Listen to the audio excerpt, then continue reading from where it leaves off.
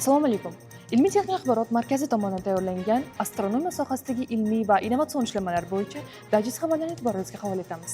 Astronomlar Somon yo'lining eng batafsil radio xaritasini yaratdi.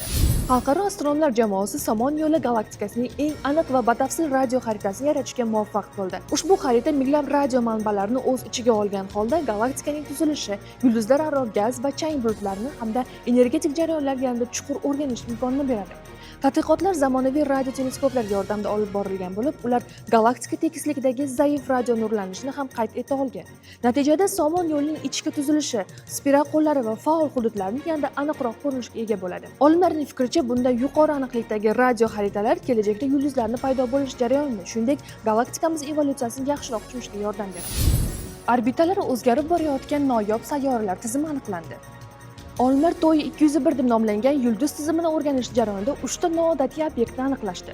Ularning ichida super Yerga o'xshash sayyora, issiq Yupiter tipidagi gaz giganti va juda og'ir jigarrang mitti deb ataladigan katta jism mavjud.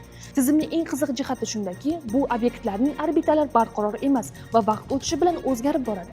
Ular bir-birini tortish kuchi ta'sirida harakatlanib, o'z yo'llarini asta-sekin siljitadi. Super Yer yulduzga juda yaqin joylashgan bo'lib, atigi bir necha kunda to'liq aylanishni bajaradi. Gaz giganti esa nisbatan uzoqroq orbitada harakatlanadi. Eng katta jism esa juda cho'zilgan orbitada aylanib, bir marta to'liq aylanish uchun yillar kerak bo'ladi. Olimlar fikricha, bunday tizimlar sayyoralar tizimining qanday shakllanishi va vaqt o'tishi bilan qanday o'zgarishini tushuntirishda muhim ahamiyatga ega. Oy tuprog'idan kislorod olish texnologiyasi sinovdan o'tkazilmoqda.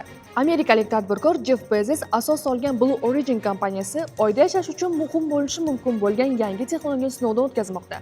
Ular ishlab chiqqan maxsus reaktor Oy tuprog'ini juda yuqori, taxminan 1600 daraja haroratda eritadi. So'ng elektr tok yordamida tuproq tarkibidagi kislorod boshqa elementlardan ajratib olinadi.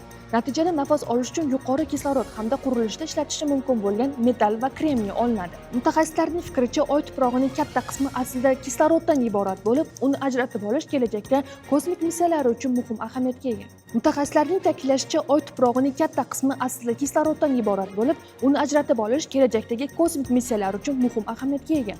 Bu texnologiya kelajakda Oyda baza qurish, kislorodni Yerdan olib borishga ehtiyojni kamaytirish va insonlarning uzoq muddatli yashashini ta'minlashga muhim qadam bo'lishi mumkin.